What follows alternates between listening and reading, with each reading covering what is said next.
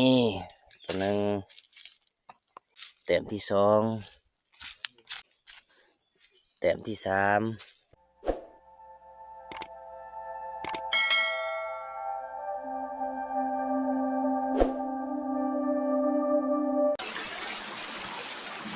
สบายดีทุกคน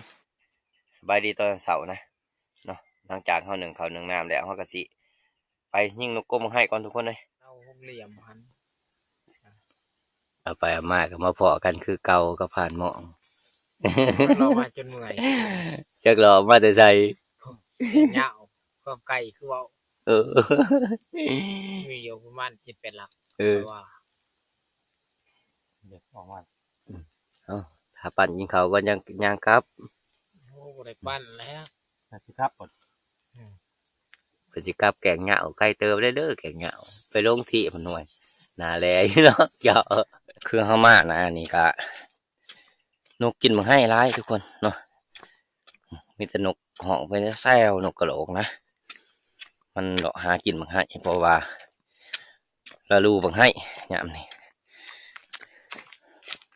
ต้นบังให้ก็ใกล้ขนาดทุกคนเลยเกิดจะย่างเหาะเจียนี่ก็นักเพราะนักทึ่งกับลักทึ่งเขาคนเพราะว่าเขาสิไปกินเขาต้นบังให้เลยอันนี้เป็นนางเมืองนกทีมงานเขาจักทับไหลบ่ไหลจักนกเขาบ่เขาเนาะเพิ่นมาแต่เช้าคนน่ะทีมงานเขา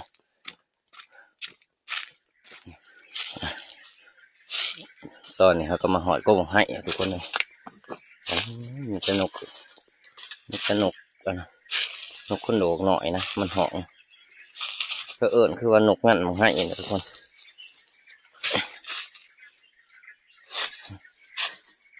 ปกเป๊กอยู่กูบังให้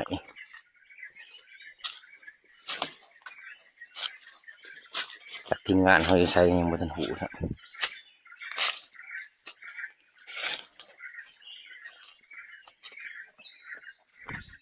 ไหนจะแต้มเลยทีมงานเขาไล่ทุกคนเฮ้ยคือปกติมันตายยังบ่ทันตายทุกคนตัวนี้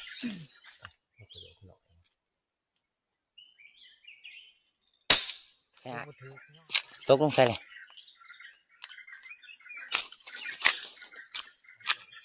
ฮะ2 ตัวป่ะโอ้นกกระโหลกทุกคนนกกระโหลกเขียวนี่ลอยทุกคนแม่น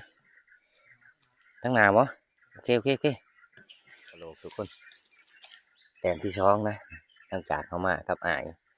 เดินยิงลงมาแต้มที่สองส่วนในผ้ายิงวงหนึ่งบุตรทุกคนลมมันเบิดนะกระบังลมเขา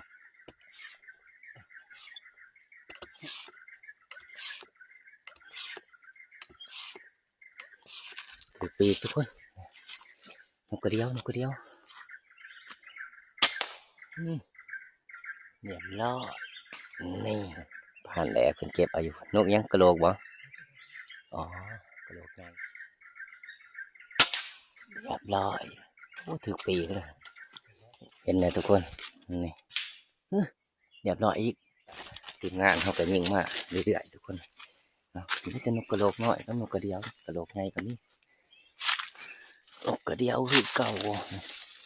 โอ้โมเมนต์ตัวนี้ตัวทางทุกคนนี่เห็นเลยกระเดียวคือเก่าทุกคน3 โตเลยเรียบร้อยทำไมเฮ้ยขางนี่ถึงเรียบร้อยนี่นกกระเดียวคือเก่ามีแต่นกอันนี้แหละมันจะเขาลายทุกคนนกกระโหลกก็บ่ค่อยลายนะตัวมันขางบ่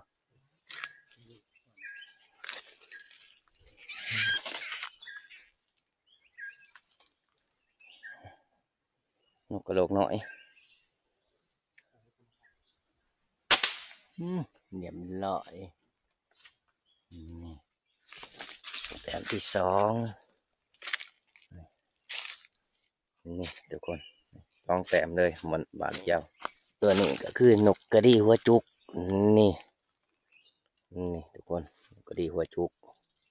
มีแต่นกอันนี้ลายทุกคนเลย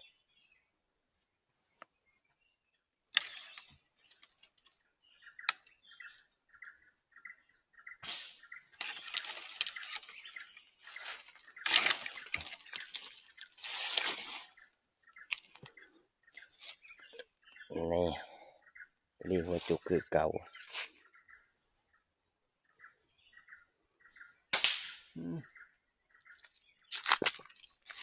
กระเดียวหัวจุกคือเก่า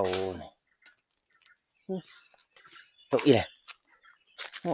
อ๋อเห็นแล้วนี่ทุกคนเลยจะเก็บทีเดียว2 ตัวเลยส่วนมากมันก็จะมีแต่นกอันนี้แหละนกเกี้ยวตัวนี้โอ้ตกมากับพี่ได้2 ตัววันเดียวเลยนี่ตัวหนึ่งทุกคนทีมงานเขายิงเตะเฮิงกันแหละตัวนี้เอาเรียบร้อยแพะข้างมีเทิงใหม่มาทุกคนอีกแล้วทุกคนนกกระดีหัวจุกคือเก่านี่กระดีหัวจุกทุกคนเลยยังเป็นอยู่ตัวนี้โอ้นกกระโหลกเขียวนกกระโหลกเขียวทุกคน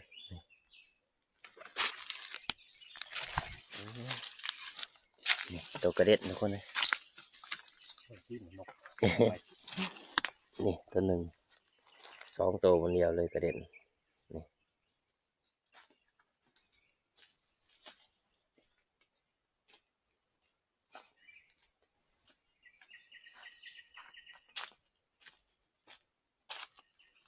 นั่งขาเก็บนกทุกคนเลยขาทีมงานทำเยอะมากครับผ่านเป็นคนเก็บตกบ่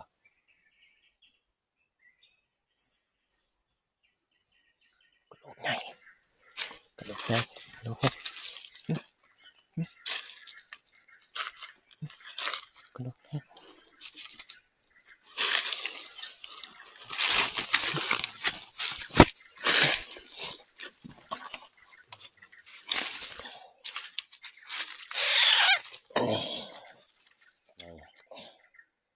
ถือปีกเกือบบ่ถือมันใช่เลยคือตกเป็นขอนี่เดียวกินนกกินเขาก่อนหิวเขาแห้งเลยเป็นวิงเนี่ยทุกคนเลย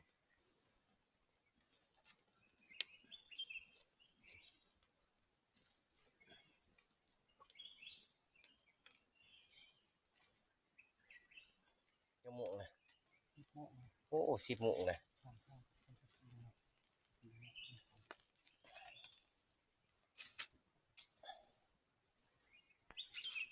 นกก็มีแต่มันมัด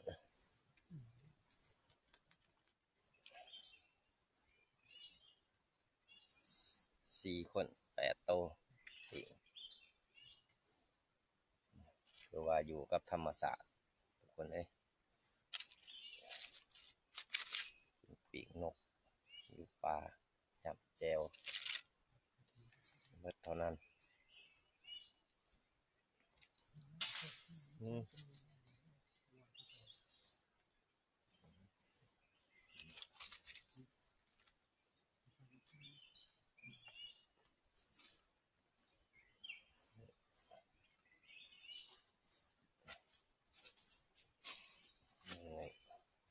เต็ม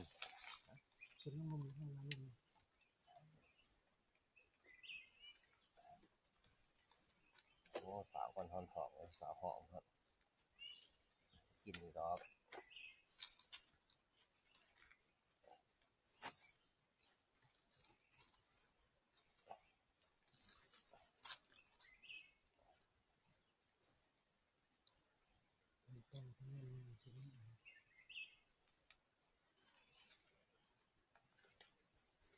ได้ยังได้กินเป็นจังหวะเป็นประจำนะเก็บในที่เขาเลยนะ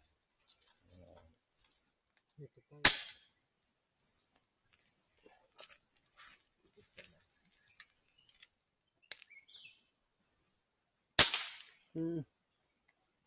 นนั้นแหละปีกนกแสบจากบาทนี่กำลังสิได้ทีเลยทุกคนเลยนี่ก็คือปีกนกเขานี่แหละปินพร้อมเลยนี่นกกับนกมีแต่มันทุกคน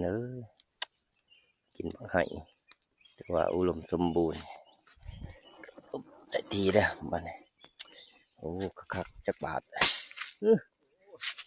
ไปกินข้าวลุงกินข้าว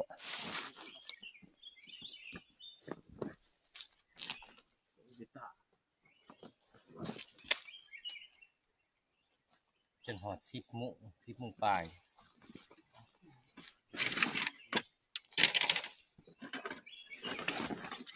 จนขากลับเมื่อใส่ผู้มัน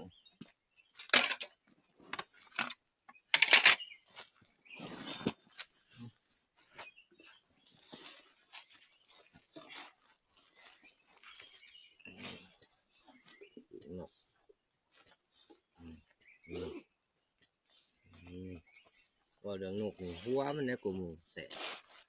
มัดหัวมัน โอ้ยคักเลย มันลงมาใกล้ เขาขึ้นเราเด้อจะพิมจะทานจะพุ่งน้ำเน่าจะปลาจะเขาในเราเลยเนี่ยเขาแกะเลยเด้อ ยังไงเนาะ เราก็เจอเป็นอย่าง มาทุกคนกินข้าวเสาน้ำกันนี่ข้าวเสาเฮาก็เป็นข้าวเพลเลยทุกคนเลยตอนนี้ก็10 โมงปลายแล้วกับข้าวเฮาก็มีนี่แหละปีกนกนี่แหละธรรมศาสตร์บ่เอาเลยปีกนกธรรมศาสตร์ทุกคนนกกินบังให้ถือว่ามางวดนี่ก็ในพานเองก็ตั้งใจมากับทีมงานเพิ่นมายิงนกกบบังให้นะแต่บ่ได้มาล่าแนวอื่นดอกแต่แนวอื่นพอก็เอาบ่พอแล้วก็สร้างเอาน้ำอ้อยหน้าก่อนจักบาท กินข้าวปลาแซ่บๆเด้อทุกคนเด้อ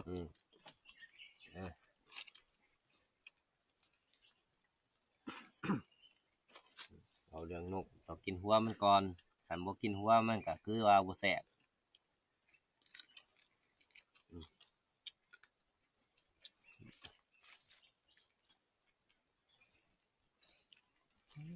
กินเขาเถอะที่จะบอกมันหนัก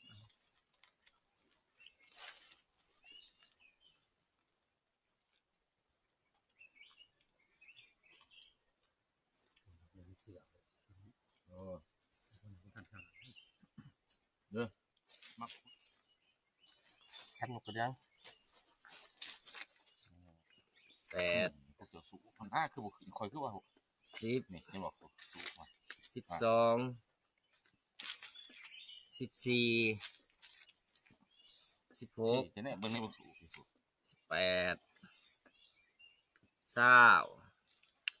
20 22 24 26 28 30 32 34 36 38 40 42 44 46 48 50 52 สิบไรบ่ 54 56 58 60 62 64 66 68 70 72 74 76 78 80 82 84 86 88 90 92โตในพานกะปีกไปกะ8โตทุกคนเลยนี่ผลงานแต่เสามาหาเพศนะทุกคนเนาะก็คือผลดับมันก็ได้92โตรวมแล้วเนาะแต่เฮาก็ยังบ่ทันเก็บเบิดได้ทุกคนเนาะพุ่นแถวพุ่นเฮายังบ่ทันได้รอเก็บครับเอาไปลุ้นกันต่อทุกคนช่วงกินข้าวแล้วช่วงบ่ายๆเนี่ยว่าสิเป็นจังไดเนาะว่าสิได้เพิ่มหรือบ่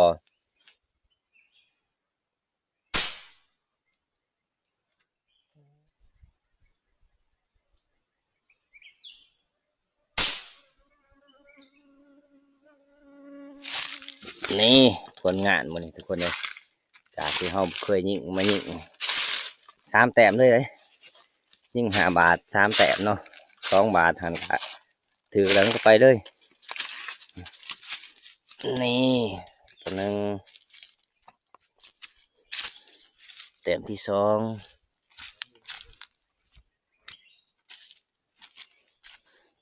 แต้มที่ 3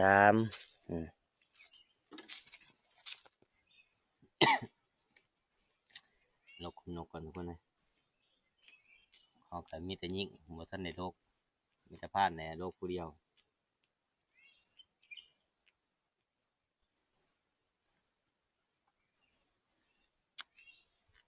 อาหารจังสิสู้ลูกสู้เมียกินคู่มือช่วงสิขัดแต่ละมือเนี่ยกินแต่นกก่อยนกตาบนกปนนกแกงนกอ้อมนก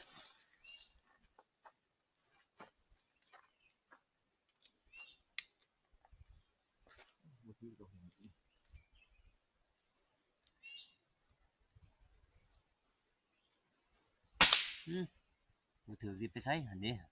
อย่างนี้กันเฮ้น่าเดี๋ยวตัวนี้นกเขียวแต้มที่ 2นี่นกกระดีหัวจุกคือเก่าแต้มที่ 3ถือหัวเลยตัวนี้บ่พลาดเท่าบาทเด้อบัดนี้ทุกคนเลยเก็บนกก้อนมาเลยจักตกลงใส่นี่หนึ่งขางถึงตรงใหม่อันนี้ก็คือส่วนดอกแรกนะทุกคนเนาะผ่านแต่เพิ่งกันนับประมาณ82เพิ่นว่าแต่ส่วนวังเสาร์ของเฮาไหล92ทุกคนเลยถ่ายมันนี่ก็มีแต่เด็ก2เลยถือว่ามีแต่นกแสบๆเลยทุกคนนี่ก็คือนกเฮานี่ก็ผ่านแต่เพิ่นก็สิเอาเมื่อ1ไว้นะ1ไว้ยามมันเน่าเนาะเผาเดี๋ยวก็1มื้อโตมันนี่แหละทุกคนนี่1มื้อโตไว้แล้วก็มื้ออื่นเฮาก็จะกลับบ้านทุกคนเลย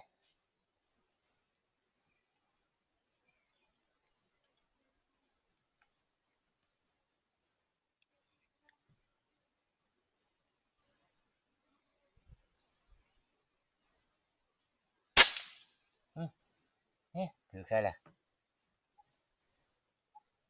สับบ่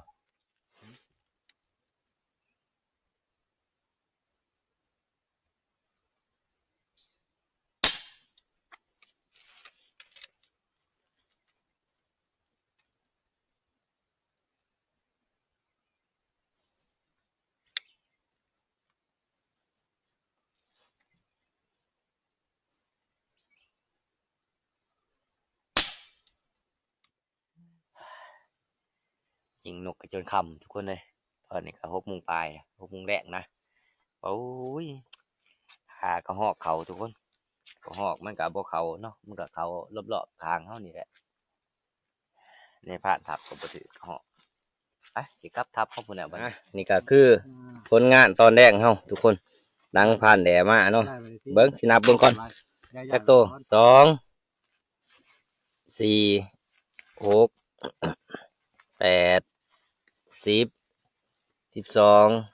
14 16 18 20 22 24 26โตงานจ็อบ 27โตงานจ็อบตอนแรกตัวตอนแรก27โตแล้วก็ผ่านแหล่เอามากะ174มาบวกกับ27ถือว่า200กว่าทุกคนเลยตอนนี้เขาก็มาหอทับเป็นทีเรียบร้อยแล้วก็คือเขาก็ย้ายทับเลยทุกคนเพราะว่าอยู่เทิงมันก็บ่มีน้ำมีไหนเนาะที่นกทีมงานเขายิงไหลเขาก็จะมา1ไว้นี่1ไว้มันจะบ่เน่านะถ้าเขา1เมื่อเขาก็เฮ็ดก้อยเฮ็ดลาบแซ่บทุกคนนี่เต็มหัวเลยนี่กระทง1เนาะที่1แล้วนี่เต็มเลยทุกคนเลยมันเอามีแต่นก200ปลายแต้มเลยนะมากินเขาทุกคนมาหอดก็กินเขาเลยได้นี่ เอาย เมื่อยยังเมื่อย ทั้งเมื่อยทั้งอันนี้ มาตะวันน้ำนก กินนกหนึ่ง เริ่มกินเก่า ไม่อันมาให้อันบ่นั่นมาดูมาภาพดอกบ่แม่นบ่บ่ หลังจากเรากินข้าวกินน้ำแล้วก็ในพานสิขอตัวพักผ่อนก่อนทุกคนเลยเนาะก็คลิปวิดีโอนี่ก็บ่มีหยังทุกคนในพานก็สิปิดคลิปไว้เพียงเท่านี้นะรอติดตามคลิปวิดีโอนะก่อนอื่นก็ขอบมุกขอบใจทุกคนที่เข้ามาติดตามรับเบิ่งรับชมในพานตั้งแต่ต้นจนจบเนาะเอาขอบใจหลายๆทุกคน